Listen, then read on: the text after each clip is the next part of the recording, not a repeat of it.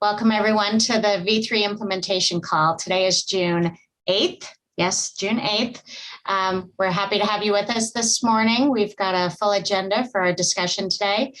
Just as a reminder, please update your name in the participant list with your affiliation. That just helps us to know who everyone is that's participating on the call. The meetings are recorded. We post those on our website and also on our YouTube channel. You're welcome to go back through and see sections or share the video or the link with somebody on your team that wasn't able to make the call. Or if there are sections from previous calls that you want to go back and review, what did we talk about on that one? Or I got lost, in this discussion here, those are made available to everyone. These are discussion meetings, so we encourage you to take your phone off of mute or to use the chat feature. If you have a question, comment, concern, anything that you would like to ask or add to the conversation, we're happy to have you do that. We have quite an audience of experience and great perspective, so we really appreciate when you participate in these calls. Let's go ahead and move to the agenda. There were a couple of additions to the agenda, so it's a little bit longer than what you received in the invitation last week, but we'll just make our way through each of those items. First on the list for this morning, I'm going to turn some time over to Jen Correa for our maintenance update. Good morning. Pretty simple. The maintenance is going to be scheduled for June 21st and 22nd. If there's going to be a great deal of interruption to the services like there was last month, we will send out an email and let you know and keep you up to date on what's going on. So if you have any questions, please always feel free to reach out and have a great day. Thanks, Jen. Would you throw in the chat the location on our website where we just keep the maintenance schedule for the year?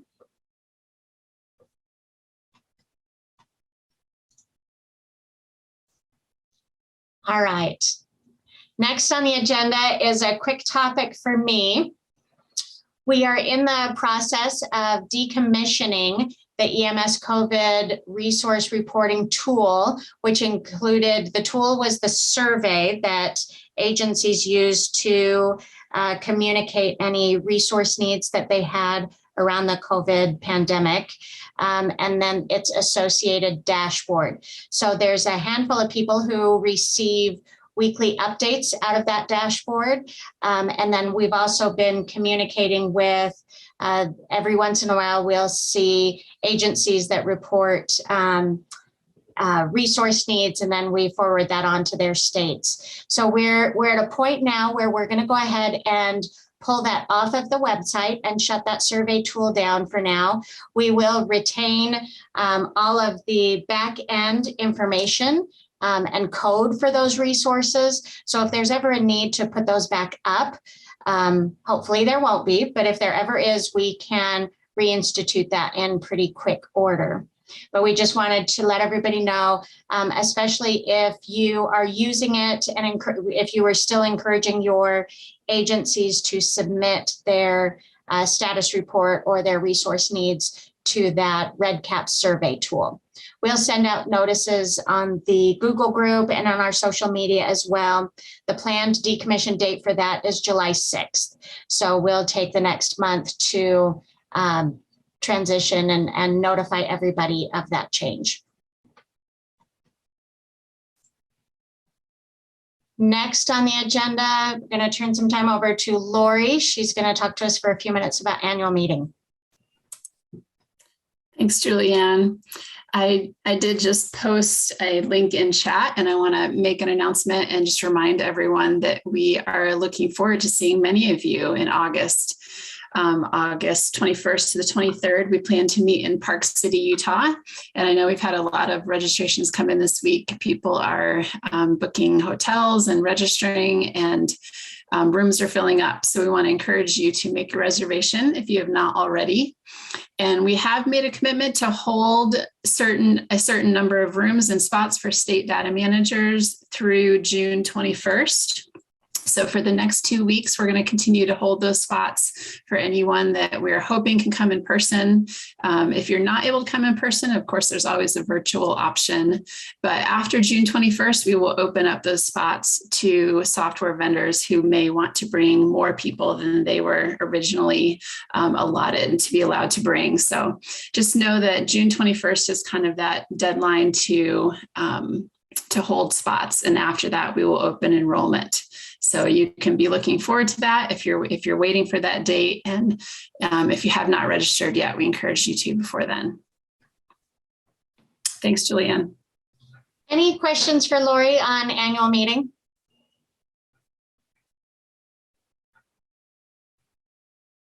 All right, feel free to reach out with any questions. Oh, Julianne, you have a couple of questions in the chat. Oh, I was not watching that. Thank you. No worries. We have, what is the deadline to enroll and what hotel are the meetings at? Okay, so the hotel is the Lodges at Deer Valley. So it's in Park City. It's where we've held the annual meeting in the past when we were doing them in the before COVID times. So it's called the Lodges at Deer Valley. The link is, I'll bet Lauri could throw the link up for what that hotel is. It's a beautiful location and they've given us a really terrific rate.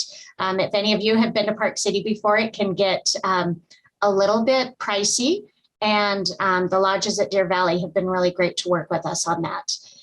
The deadline to enroll, you can sign up for the annual meeting up until the day before if you're able to do that kind of travel planning. There is a virtual option. So if you're not able to come in person, sign up virtually. And if you need to shift, if you signed up virtually and you're like, you know what, I need to be there in person, I'm going to do it, just give Lauri or Monet a call and we'll help you transition that registration to a different format. So we've got, what we did was at the request of states, we held a block of seats for state data managers because we knew we would likely limit the number of people we were trying to put into the large meeting room. We didn't want everybody to be crammed in there. So we knew we had a limited number of seats. We set some aside as priority seating so that each of the states would be able to send 1 or 2 people if they desired. And we also limited that to 2 people per vendor. And as of June 21st, it's June 21st, right, Lauri? You just barely said it and it should be in my brain, but it didn't stay. Yes, June 21st, Okay. 2 weeks from tomorrow.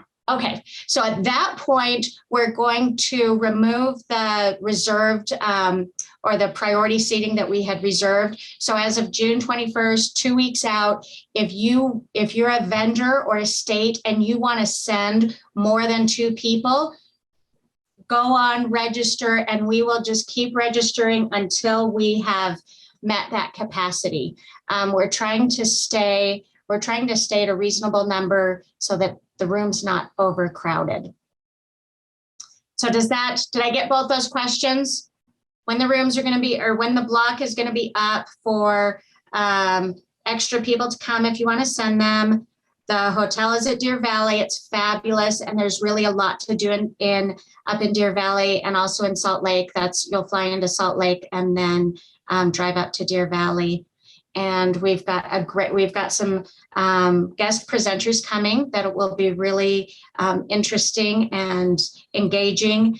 And if you haven't been to an annual meeting in person, it's a lot of discussion. We don't call it a conference for a reason. So we call it a work meeting. You're not going to be PowerPointed to death. It's a lot of discussion. Sometimes the discussions get lively and you have an opportunity to have your voice heard on the different issues that inform EMS data collection and the data standard and the services and resources that we offer. So it really is, here I am selling it I'm preaching to the choir. Many of you have been to this conference and you know how valuable it is. So if it's your first time though, it really is worth the effort. And then I just called it conference. It really is a great meeting. So. Yeah, I'm Julianne, going- Yes. this is Clay. Yeah, maybe one more thought. We were talking about this. I was talking about the meeting to a vendor just the other day, and we were talking about how hard it's been for teams, either state teams or vendor teams, to kind of be able to be face to face together, right, and enjoy that in really important time. I just wanted to throw out there, many folks may not have tried it. If you have more than one person coming in a small group, perhaps coming after the deadline passes for just the 2 people per entity in 2 weeks, the multi bedroom suites are actually really, really nice, right? If you're looking for an opportunity to get your team together for some time, the suites always include a kitchen and a common room, and so they are probably just as efficient, right, as having multiple single rooms. I'm just throwing that out there. I know there's been vendors like Zoll and ImageTrend and others that have taken advantage of that, and I think it ends up being a really nice opportunity for teams to kind of be together, right, but still have separate bedrooms. And so I'll just throw that out there. I think that's a nice part of the lodges. I'm glad you brought that up, Clay. Thank you. That has been really nice in the past. Yes, the registration fee is per person. I just have a quick question. This is Wilma. When you Yes. look at the registration, it asks if you want to put a second person on. Do you then put 2 in for paying for the fee, or should that person register separately? Lauri, I'll let you speak to that on the registration. I would say register separately. I think if you can do 1 registration per person is probably best. The question is likely if you're putting 2 people, if you're bringing a spouse or another person in the same room. Okay, that makes sense. Yeah, separate Thanks. registration per person. Thanks. Yep. Okay. Next topic, let me share again because the next one's on me as well. All right, I'm hoping that you can see my spreadsheet that I've got up here. We've had some requests from states and also around the discussion of there being additional funding potentials through 402 and 405 transportation monies. And we wanted to put together a list of potential expenses that states will experience or may experience in implementing 3.5. Because we're not a state implementing 3.5, the best we can do is work off of feedback that we've received from states, conversations, what we know has to occur on our end for 3.5 implementation. So we've put together this list so far of tasks that are part of the project plan in implementing 3.5, but we want to be able to include anything that a state is going to have to, that's going to translate to an expense, whether that's actual hard costs, personnel, time, anything that adds to your workload that can be quantified when you are looking to ask for additional funding or apply for support out of the 402 or 405 transportation monies. We want to just be able to provide a framework of potential expenses that could qualify or that you can be able to describe to potential funding opportunities in what it actually costs for you to support your program, to support data quality and data submission, supporting implementation of 3.5 and getting that out to your agencies and updating your state systems. So we've thrown up here, it's just 12 items. There has to be something that we've missed that if you'll just take a minute and think about the things that you have to do at a state level, and even if the vendors would be willing to chime in, if there are expenses that we can add to this list, and whether they're hard or soft costs, we'd love to be able to provide this out to all the states as framework for being able to communicate the funding and the support that they need to do good data quality, data collection, and implement 3.5. So I'm going to stop talking. I would love for you to come off mute or put it in chat if there's anything we're missing or something, a consideration that that is not on here. Okay, so. Hey, Julianne? Oh, yes, go ahead. A couple, great. That was a great introduction. Thank you very much. And I just wanted to add just a couple of additional thoughts. I'm hoping perhaps that state data managers are hearing from their leadership that there is really additional money made available in what's called the bill, right? For additional data collection related to motor vehicle crashes, right? So I think that the 405C monies will greatly increase in the amount available and the number of states that could apply to support their V3.5 transitions. Eric will probably speak to this a little bit later on this call a little bit, but this list is not a list of things that you as a state data manager need to tick off, you know, as you're preparing your state to move to 3.5. We tried to dispatch these things into large overarching concepts that we could assign a cost to that would allow you to write, you know, 6 or 7 paragraphs into a 405 submission through your traffic record safety committee. So the purpose is not to detail every single step, for example, that's associated with training you may need to do with the new version, but just to see if we could assign a cost to major buckets of activities that could formulate, you know, an addition to a 405 submission. I hope that's helpful just to describe that a little bit. Like, can I ask a quick question? This is Brenda. Yeah, Brenda, sure. In our state, our 405 concept papers were already submitted to our state agency that manages that. So therefore, some of these things may not have been included. Would this money be available through another avenue, or I'm just trying to figure out exactly, because we weren't allowed to put some of these in our concept papers for this upcoming year under the 405. Yeah, Brenda, it's a great question. We're here at the TAC even trying to get a better feel for how these additional funds will roll out. I know Eric works almost every day trying to figure this out, so perhaps he may have some ability to speak to that. Okay. I didn't check to see if Eric was on yet. I know he had some morning meetings he had to attend. Eric, are you on? I don't see him on the list. Okay. I think he's still in his other meeting. Yeah. Okay. As I understand it, then when as I say, in Florida, we had to do our concept first. That rolls up into a state application, and then we actually have an opportunity to do another application. So if additional funds would be allocated to states, I guess we can include it in our second one, which comes out in the September timeframe. We'll check with our state agency and see how we can utilize that.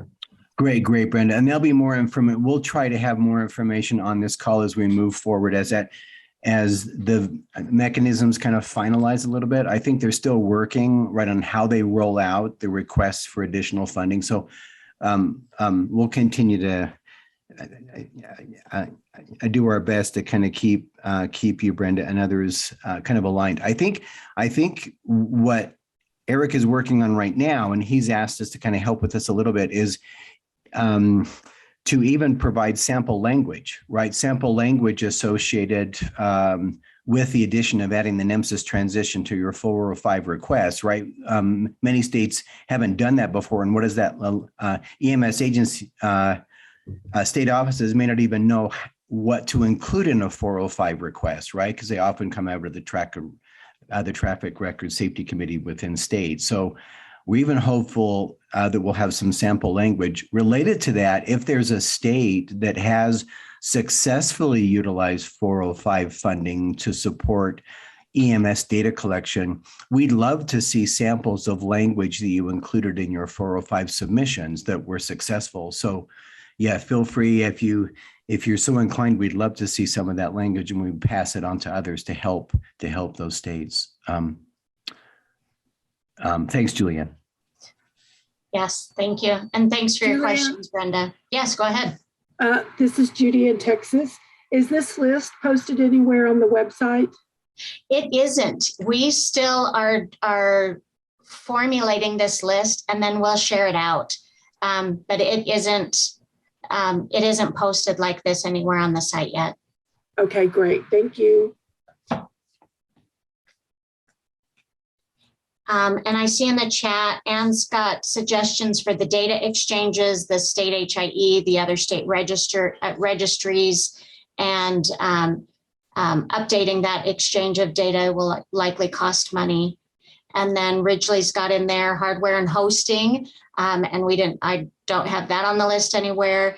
And then Benny for compliance, entering of the test cases. Compliance gets a little complicated with new test cases having to be entered every year to be able to do compliance, not every year, every 2 years for compliance testing. Okay, an increase of storage.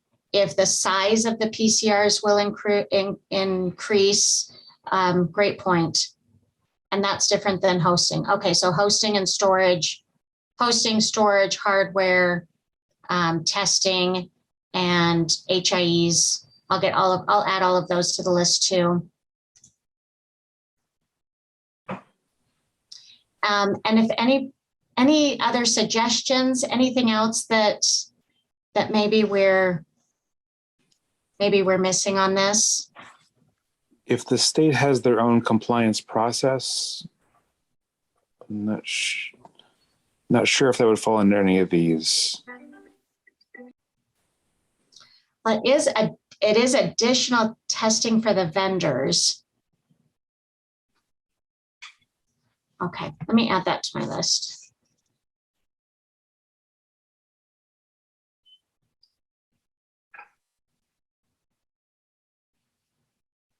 Thanks, David. All right, we'll keep working on this and get out a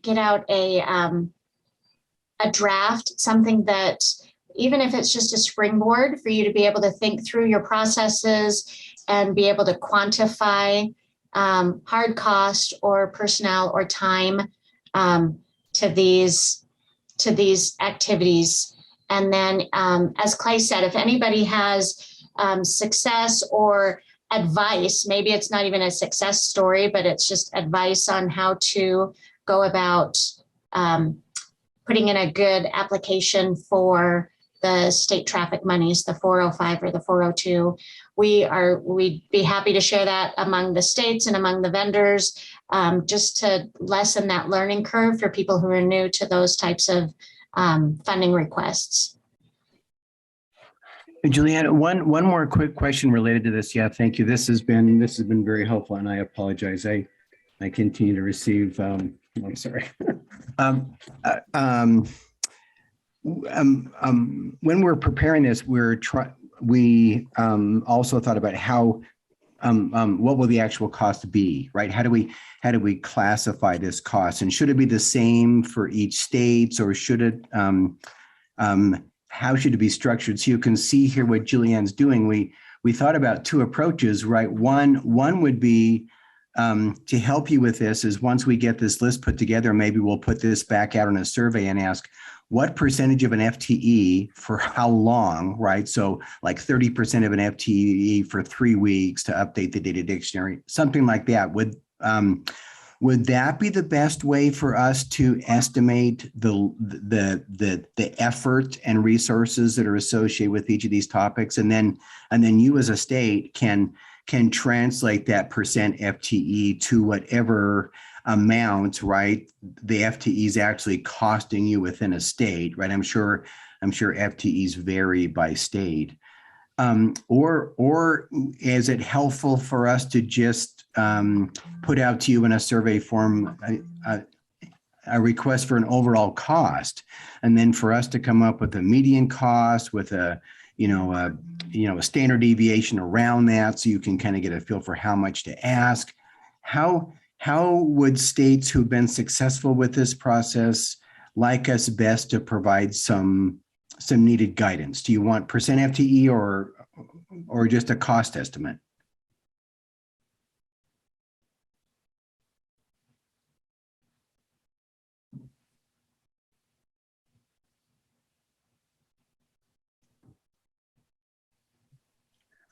Okay, well, I'll just assume by the lack of thought that we'll just move forward with a percent FTE. I'm thinking that just may vary. Yeah, I think Ann and others have indicated FTE. Yeah, thank you for chiming in.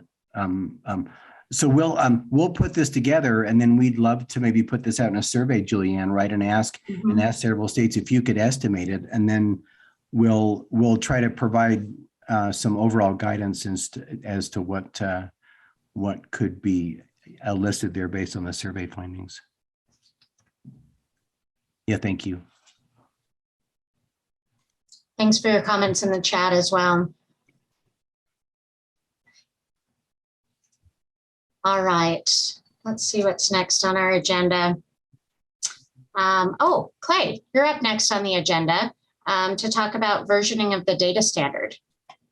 Okay, great. Let me share my screen if I may. Thank you. So yeah, folks, as we have just discussed over the last few years, there's been a renewed call, right, for us to determine a better way to version Nemsa, particularly associated with the pandemic and the quick, rapid changes we were able to make, kind of associated with national custom elements and other things that we utilized to be able to better characterize what was happening with the COVID-19 pandemic. And anyway, I think there is now just strong support for us figuring out a better way to version Nemsa. We've talked about this before, but we'd like to see if we can firm up some concepts associated with the idea of versioning Nemsa, and then kind of aggregating all that information together, and then hopefully by our meeting in Deer Valley for us to be able to finalize the decisions about the timing and what would be associated with any type of revision to the NHTSA standard. So we're beginning to put together some information. So for example, right now, what I'm going to walk through is what we're currently doing in regards to versioning NHTSA with a major versus minor versus a critical patch. And I apologize for that. I'm getting calls from the CDC. So I just want to walk through kind of what we've set up so far right now. We really have not implemented changes associated with like a minor revision versus a major revision. We have had critical patches in the past, but there has just been not this strong motivation to actually have routine traditional rollouts of a minor versus major revision. So I'm going to walk through this just real quickly where we are now. I'm going to ask for any additions you'd like to what would be defined as a major, minor, or critical patch.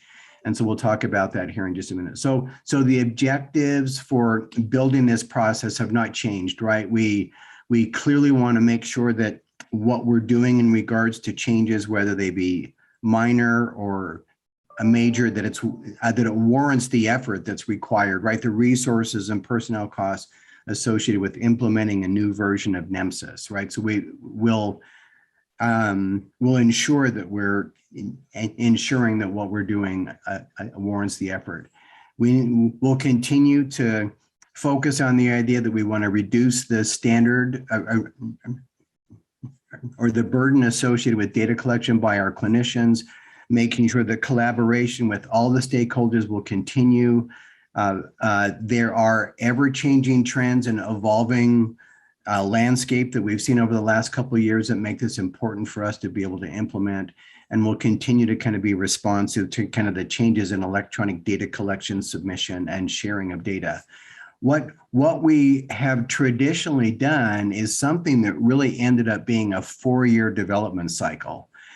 Now, we haven't changed the standard every 4 years, but once we've had this kind of buildup of enough changes and enough kind of concern about the current standard to actually be able to begin the process, it really has taken us 4 years to kind of implement that change. And that's happened because we have major, minor, all these many changes happening in this current cycle. So it's a 4-year process of kind of moving us through stakeholder review, all the changes, approval, and then rolling out the standard. What we'd like to have happen in the future is a process whereby critical patches can be released as needed. That's kind of always been the case, but have a schedule for minor revisions to come out in a greater frequency than a major build, right?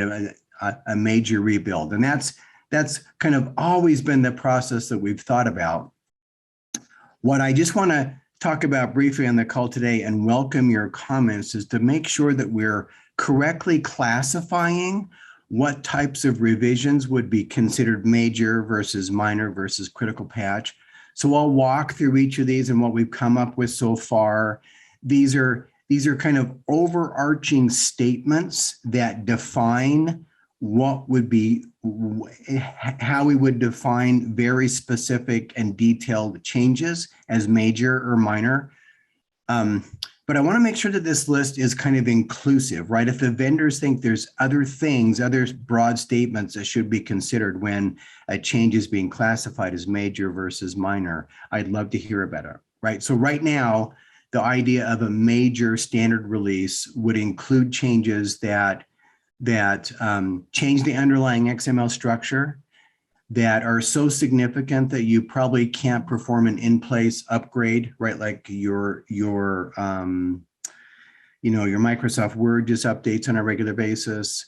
There's a potential for compliance reassessment, and that it probably breaks the backwards compatibility of the standard. So those are kind of the overarching statements associated with requested revisions to the standard that would be classified as put into a major change in the Nemsa version. Are there other concepts or kind of ideas, state data managers or software folks, are there other major ideas that we need to add to this bullet list?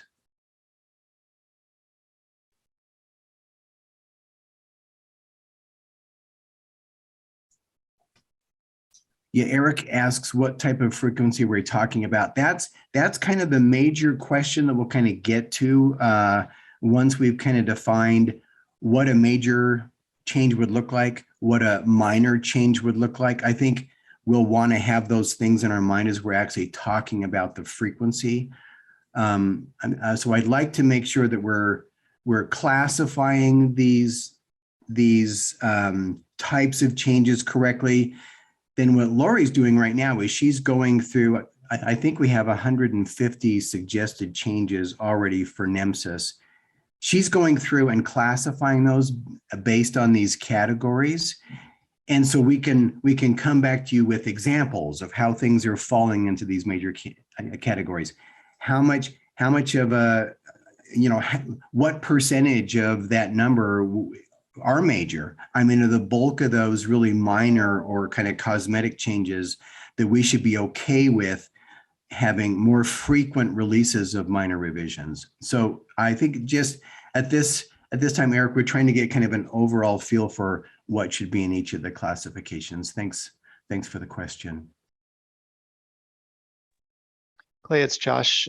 Just one thought on compliance. I think basically every change could need compliance reassessment, but maybe what we're getting at here is a strong need for compliance reassessment. So when I think about 3.5 and the new disposition elements, that's something that we want to know that software vendors implemented that correctly before they get this out to their first client, as opposed to maybe adding a new value to an existing element where, if a software vendor overlooked that, maybe that could be caught just in the every 2-year compliance testing that's done.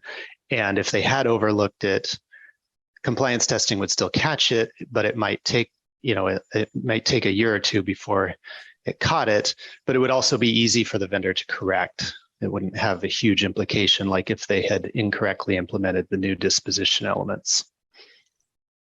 Yeah, thank you, Josh. Clay, this is Samantha with ESO. When you're saying changes to underlying XML structure, does that include things like changes to data type, where you're going from, say, maybe a text to a decimal or an integer field? Yes, I think we would be classifying that as an underlying XML. Yep. Thanks. Structure change. Yep.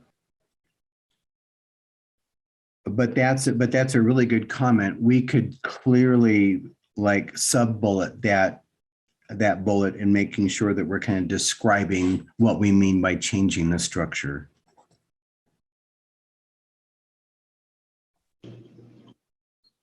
Clay, this is Ben Hastings. Maybe just to kind of advocate for the agencies as one of the items that might fall under major, and Josh kind of mentioned, the change to disposition for agencies. That's a huge workflow change for them, right? It drastically affects billing, and that's the biggest component. So, I think thinking about timing of major releases, there has to be a question about what's the effect on agency, potential effect on agency workflows, because, they're not going to tolerate, frequent changes to their workflows. It's just too much of a burden for them. So at least probably having a component of what's the end effect for them, right?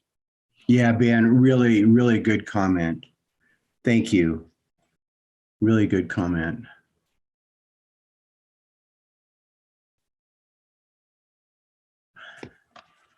All right, well, let me go on to minor. I think perhaps if we walk through what we're thinking would be a minor change and a minor release, that might frame up some of your thinking for major as well. So let's kind of walk through what we would classify suggested revisions to the NHTSA standard that would represent a minor standard release. And so it's in some ways the opposite end of what was stated in the earlier bullets, right? There's no change to the underlying XML structure. It's possible to do an in-place upgrade.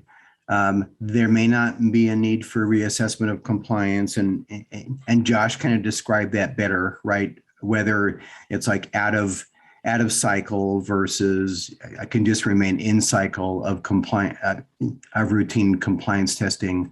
And it doesn't break backwards compatibility. So it's kind of the opposite of that idea. And then the idea of the critical patch, right? This has been something that we have done in the past, right? It's been in response to something that does need to change in the standard, because it's kind of seriously compromising the daily function of the standard, right? So we have done this before. So I'll back up again to major or minor. Any other broad scoping ideas that we need to add to this list? And we can flush out some of the things as well, right? And as mentioned earlier. So Clay, this is Samantha with ESO again. So I'm going to kind of put this in more tactical terms for myself. So like using the custom element data dictionary that NHTSA has today at the national level. So like in the major change, we would add the new like history elements maybe, or the exposure elements. And then in the minor, we would have like maybe the addition of infrared, temperature method would be like an addition to an existing value. Is that kind of how you're thinking of this breaking down? Yeah. That's a great way to think about it, right? And that's probably two good examples that would fall into those two classifications. Yep. Okay. Yeah, major and minor. Perfect. Thank you. Yeah. And this is Josh again. I think when you say not breaking backwards compatibility, I think what you mean is that a software product operating on an older version of the standard could send data to a product that's on a newer version, and that product that's on the newer version would be able to accept that data from the older product. Is that right? Yes. And we can further kind of define that as well. Yep, Josh, that's correct.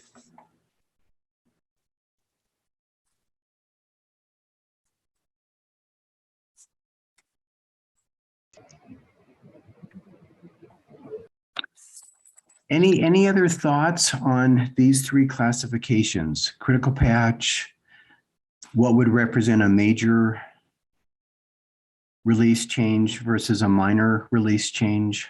Let's see. Thank you, Caitlin. This will require EPCR vendors to track which major minor version in which state registry runs because trauma registry before accident. Yikes. Yeah. So then the other piece related to this, right, is how many versions do we want to have going on at one time? What do we need to ensure has harmonized across the different platforms that are relying on NHTSA data? Trauma registry is a great example you mentioned. Billing was also mentioned earlier. So all those things need to be taken into consideration, and will be future discussions on this call, and then we'll have a great discussion about this all together at the lodges in Park City. But you're absolutely right. All right, Ben, there are some states that are just moving or just have moved. Yep, you're exactly right. We're not all kind of moving at the same pace, but the majority of folks are moving on a schedule that we've been able to, as an industry, work together to make happen. But Ben's right. There are laggards. So I guess I have one more question about this. When we think about what the NHTSA TAC accepts at the national level, would that be like NHTSA would set a sunset date for the major versions, but minor versions would not have a sunset date? Just thinking about like 3.4 is going to end, January 1st or December 31st, 2023.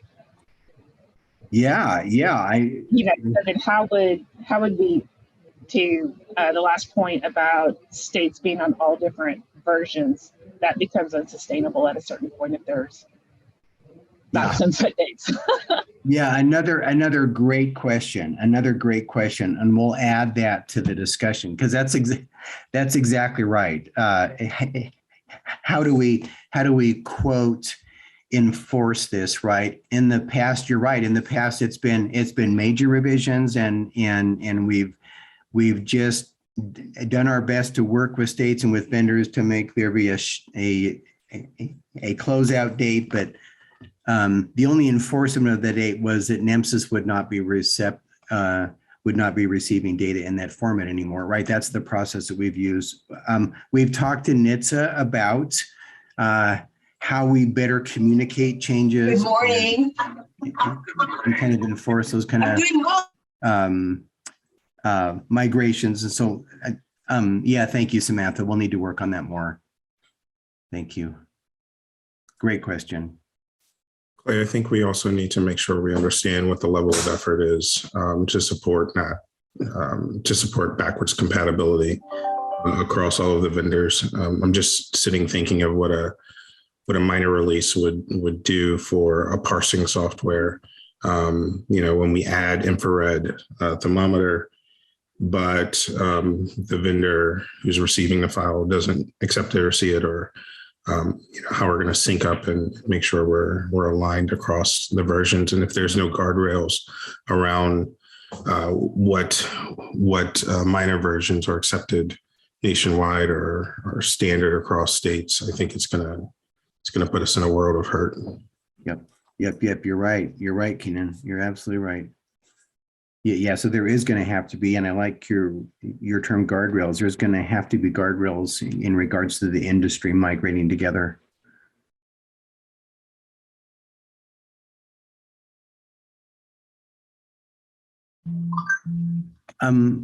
Steve, could you yeah, thanks, Drew. That's important information. Thank you. Steve, could you talk about what you mean by research? Just to make sure I understand your comment.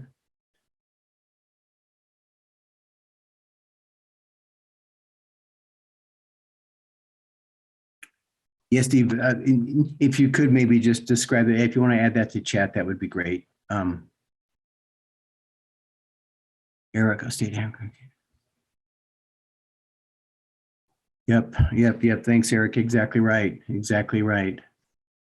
And these are all the reasons, right, why the standard currently only changes on average every 8 to 9 years, right? So these are exactly the reasons why we've as an industry have moved at the pace we are now. Hey, Kelly, this is Kelly with Image Trend. Back to Steve's comment about compliance. So like currently we have to get compliance for 3.4 and 3.5 every year. So if we are going to have multiple versions, would we be required to get recertified in like 3.6 and 3.5.1? Like how would that work? And have you guys considered how often we're required to get compliance at this point for the 2 different versions and what that would look like with the new versions? Yeah. Thanks, Kelly. Yeah, Steve, if you're just talking about recompliance testing within the NHTSA TAC, yeah, then we would need to rethink how that process would work if there's going to be multiple minor revisions that are circulating before a major revision occurs. Yeah, so Kelly, we've talked about that as well internally, that there would have to be some process in place to ensure that we're perhaps for a minor revision, recertification would look very different than for a major revision, for example, because as mentioned with several comments, we need to ensure kind of compatibility across the data exchange. So we would be rethinking that process if there was multiple minors migrating through the process before major revisions happen.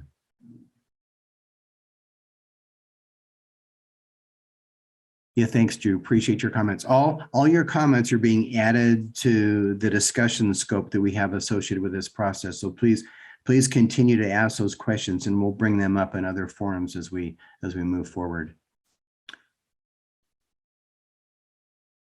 Any other comments regarding the 3 classifications or things that should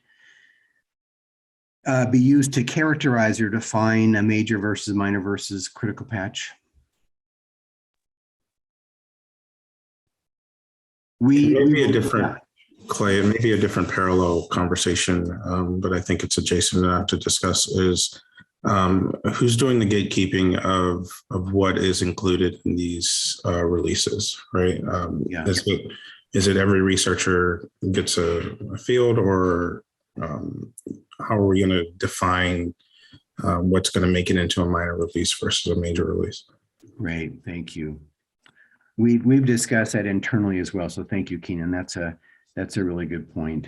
And I think for starters, we'd have to be much more transparent about what's in the pike, what's been requested, what's moving forward, what's not moving forward, right? On a more kind of everyday transparency, rather than us just aggregating all of these thoughts, trying to remove duplicate thoughts or duplicate requests, and then having folks just kind of hunker down for long periods of time to review them. So all that's kind of on the table as we think about this.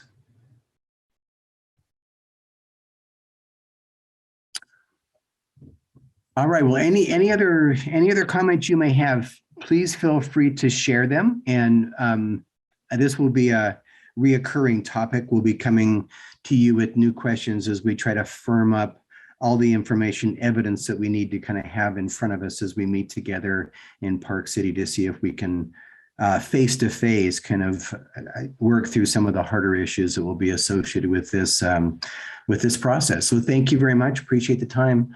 I'll turn it back over to you, Julianne. All right. Thank you, Clay.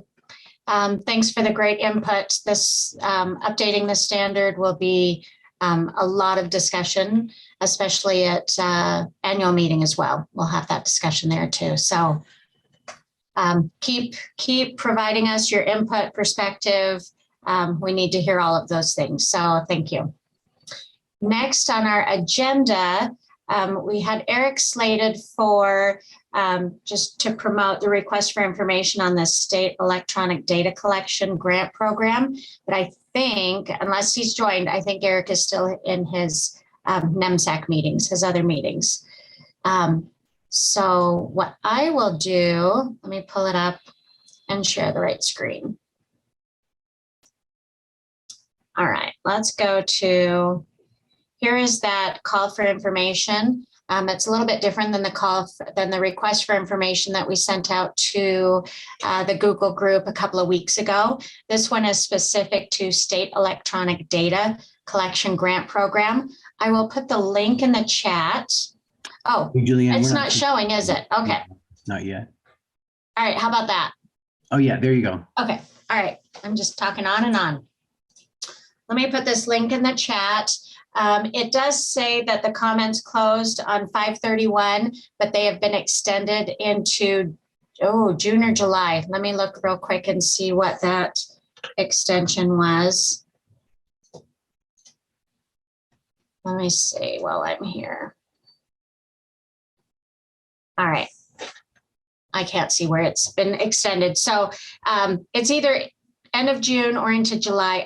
We'll send it to the Google group so that everybody has this link. And just as a note, anytime these hit the Federal Registry for request for information, the reviewers have to read every comment. So when you go in and put your suggestions, your comments, your perspective, especially when it has to do with EMS data, funding EMS data, supporting it. We just really encourage and advocate that you make your voice heard, you make your perspectives and your insight known, you put in your 2 cents, because a physical real life person actually reads all of these comments and has to categorize them. So you do not have to put in a response to these requests for information as a representative of your organization. You are welcome to do that, but you can also do that put in a comment as an interested and invested person involved in EMS. So we just encourage you to advocate for those needs for your states and for your agencies, especially when either grant programs are being discussed, parameters for grant programs or for funding. We just encourage you to get out there and put your information in there. Make sure that you're heard. So we'll send this out to the Google group as well, so that you have that direct link to. Clay, I'm sure I completely did a much poorer job than Eric would have done. Is there anything that you want to add to this request for information?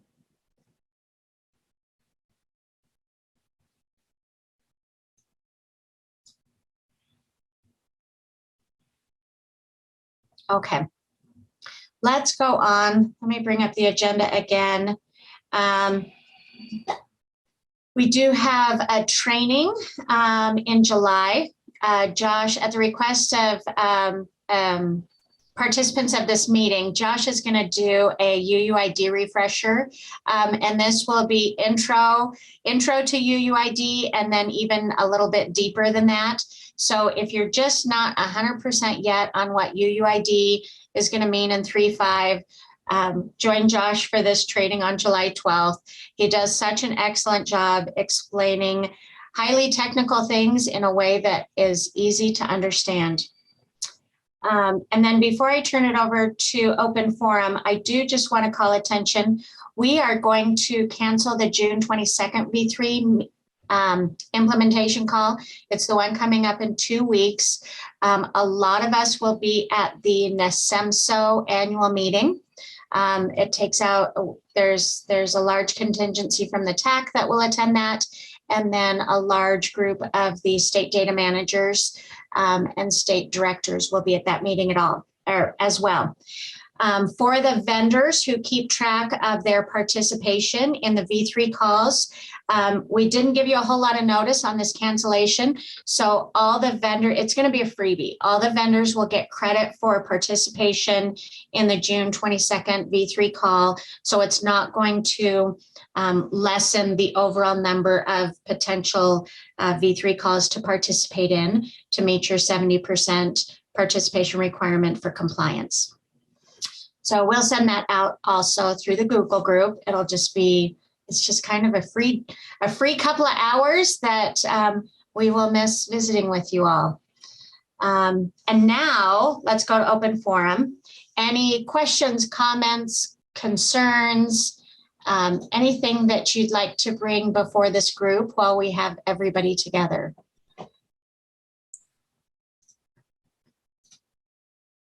Hi, this is Lauren Hogg from Zoll. Can you hear me? Yes. Hi, I hope everyone's doing well today. I do have a question or maybe a request. It concerns state schematron changes.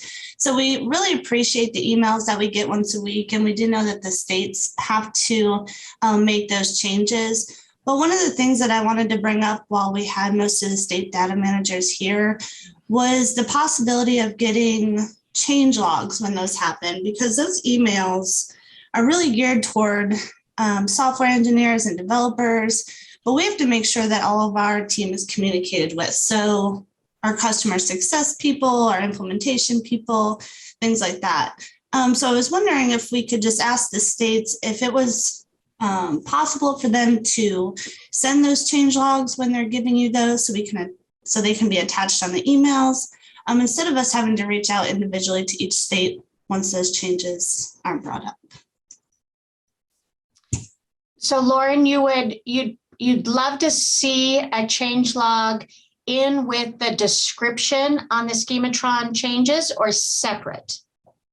Either a better description or a separate document that we would be able to share with our teams, just for the efficiency of communication, so we can better help our customers prepare and things like that. Okay. So either way, just some kind of description, because if you're not able to, some people can't read those schematrons and don't understand what they're meaning. Any follow-up from other vendors or questions from states on that request? An example there, Julianne, is if the email says updated EMS schematron, that doesn't give us clarity as to what actually changed in the schematron and how it's going to impact users, right? So if it says, new rules that say that this needs to be required in this situation, that would be a lot more helpful. So additional detail on what, not just that there's a change in that EMS section, but additional detail on what changed and why? That would be helpful. I mean, the states already know what those changes are. So maybe if they could communicate them, to the vendors, that would be helpful. Okay. Any questions or comments from the states?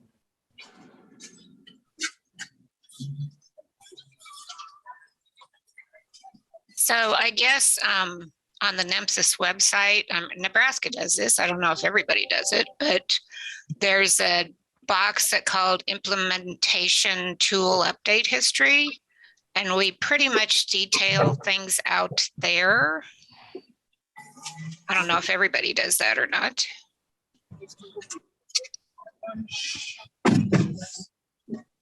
Not all of the states do, Sharon. Okay. Anyway, that's where it is for Nebraska. Okay.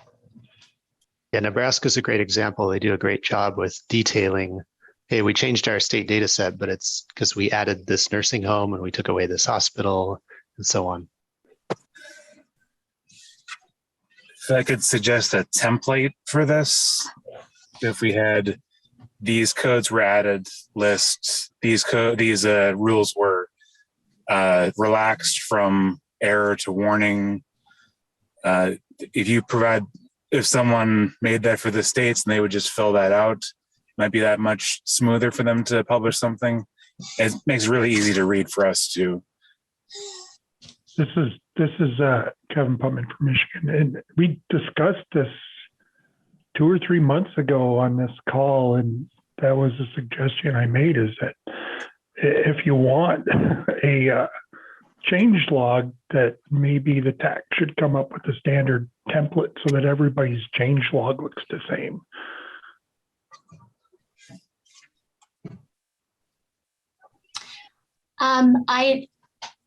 I'm thinking through the process where the state resources are published and the description section of those resources. It may be that we're looking at a separate form or a separate template instead of just using that description field. I don't know if we can put a template in that description field. So there's good discussion there for a standardization for a template. So we'll take that back to the team and see what our options are for making that smooth in the internal process for us, and in turn make it a little bit more clear for the vendors.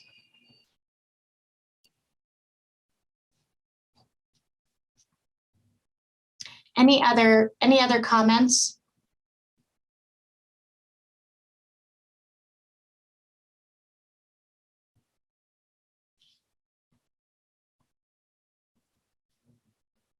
Okay. I'm sorry you have to see this, and maybe you're not seeing it. I get a Zoom pop-up about every 30 seconds. Any other things for open forum?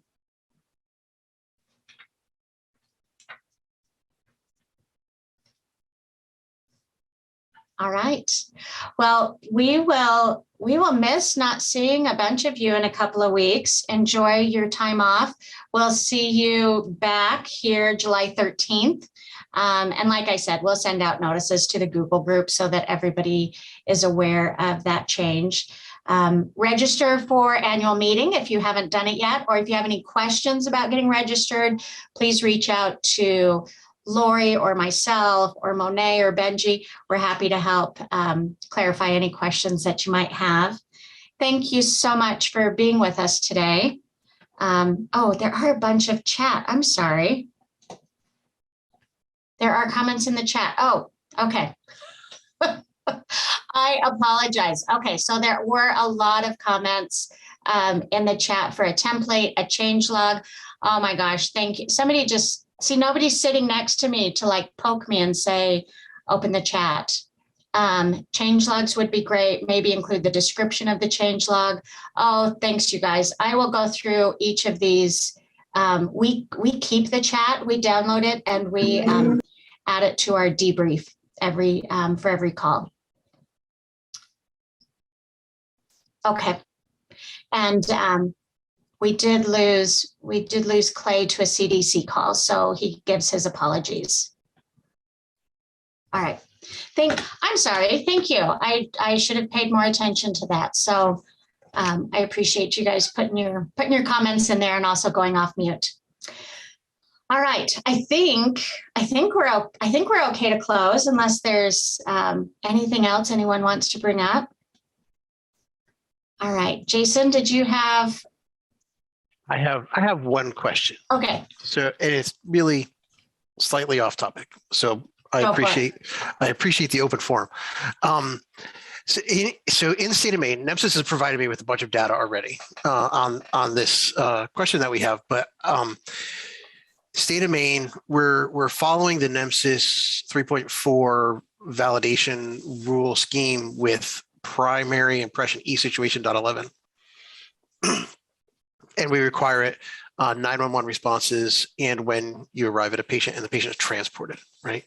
But we do a large amount of interfacility work as well. And in the transition to 3.5, there's the two new elements, e-situation 19 and 20, that's a transfer reason category and the primary reason for the encounter. Primary reason for the encounter is a free text field, capped, I think, at like 255 characters. But there's a bunch of, we're using that now in a custom way with image trend through IT disposition.056 and 057. But, and that's probably meaningless to a lot of people here.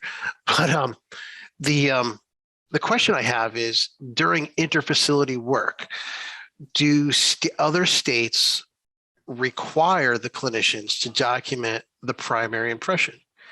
And if they do, are they getting good data out of it? Because our list of primary impressions right now is 229 elements long. That's a fairly long primary impression list. The recommended list from NHTSA, I think, is like 165 or something like that, right?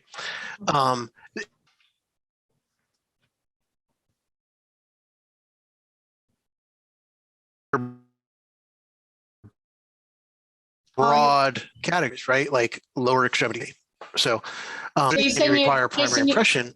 What does it select for that primary impression? You broke up. Yep. Could you repeat just your last little bit?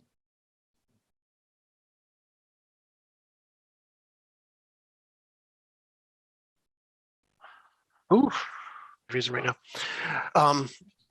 Okay, we've got you back now. Okay, so if you do a transfer, interfacility, hospital to hospital transfer, and the patient has cholecystitis and they need to have their gallbladder removed, what do you put for a primary impression there? Because there's no good choice under primary impression. I mean, you could put abdominal pain, I guess, right? But it's not really very specific. The transfer reason, like the interfacility working diagnosis free text would be great. But it's inconsistent because it's free text, right? So I'm just curious what other states require during that, during interfacility work. Do they require that they document a primary impression? And like, what's the quality of the data that they're getting for that primary impression during interfacility work? And I've spoken to a bunch of states, and there's like Vermont, New Hampshire, Massachusetts, and Maryland. They've been super helpful to me already. So if any of them are here, thank you. Ridgely, I saw you here earlier. And I've seen some stuff like through the NHTSA website looking at data dictionaries, but I'm just, asking at this level now to see if there's anyone out there. I'll throw my email in the chat really quick. And if anybody's willing to like send me an email and just say, hey, here's what we do, that'd be awesome. Arguably the data that comes into the number one reason is essentially weakness for interfacility transfers in the NHTSA data set. And as you go down through the first top 10, it's like weakness, not applicable, not recorded.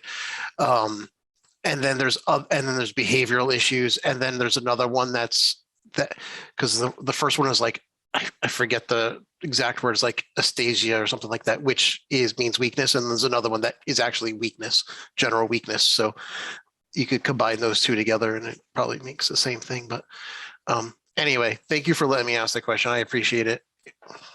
Dr. Mann was super helpful, and so was Ben. It's a great audience for that question, Jason. I'm really glad you brought it up.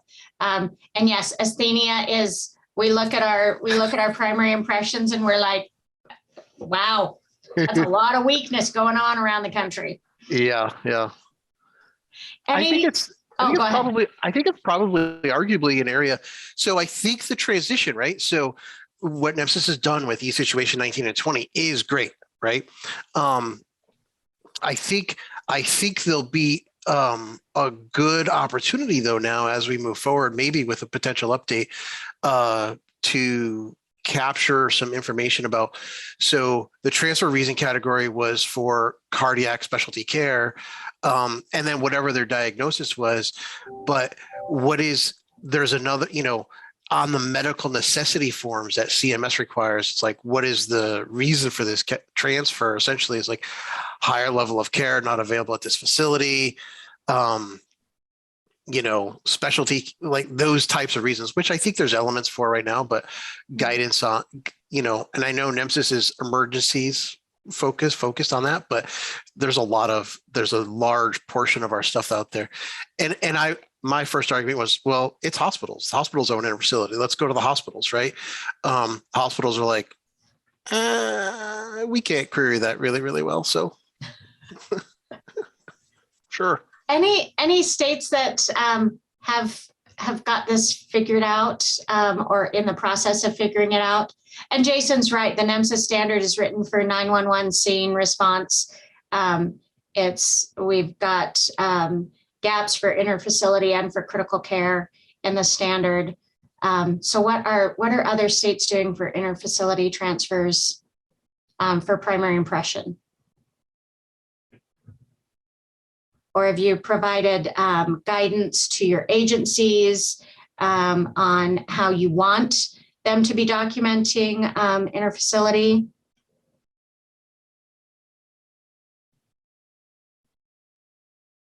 Now, this is Josh. I do see that lots of states have state schematron warnings or errors about that primary impression should be documented. And, I'd have to dig into the logic of their rules, but many of them seem to kind of be based on disposition. Like if there was a patient, you should have a primary impression, which, that could be, I don't know, is that appropriate or not for interfacility transports or medical transports?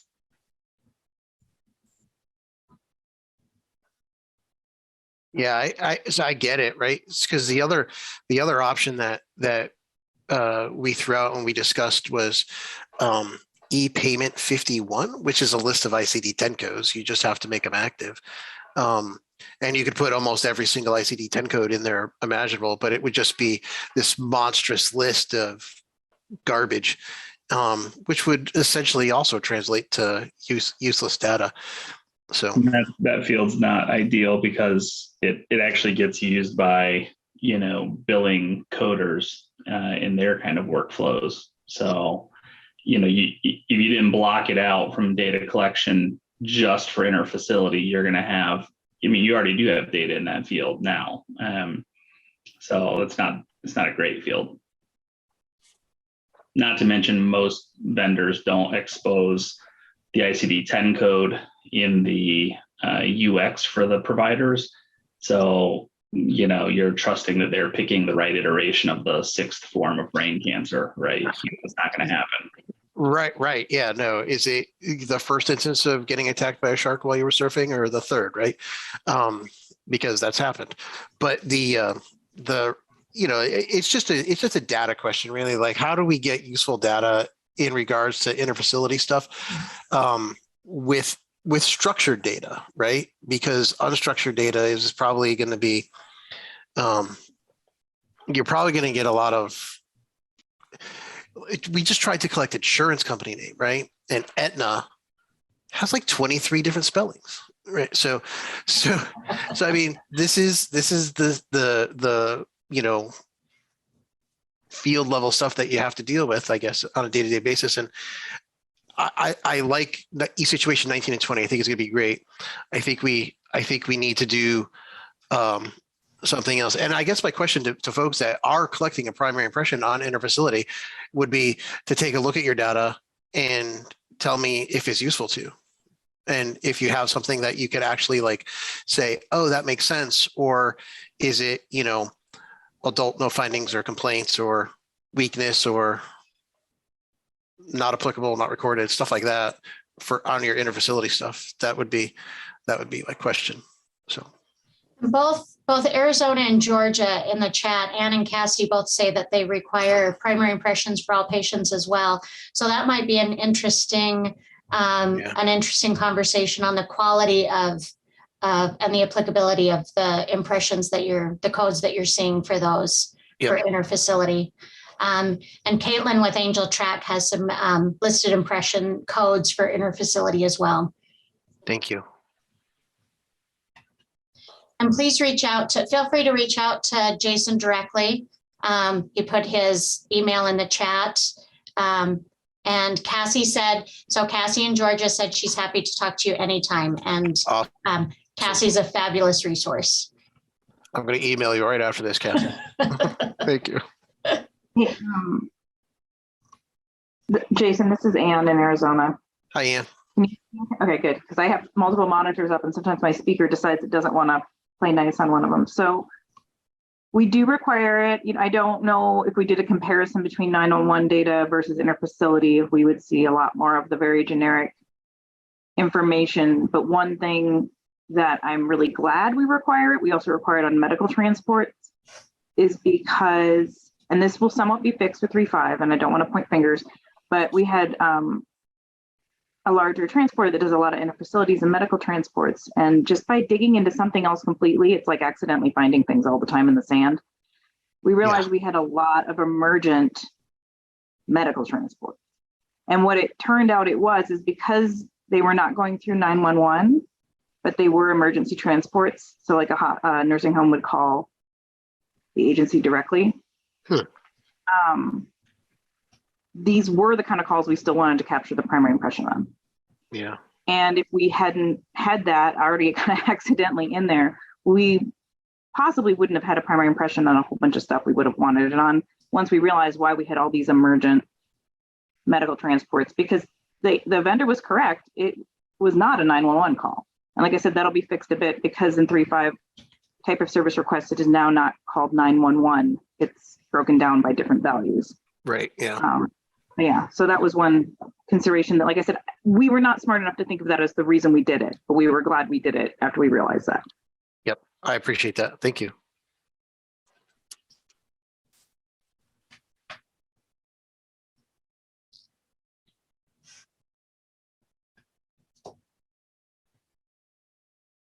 And Caitlin's got a good point too for nursing homes when they call the 911 contract holder.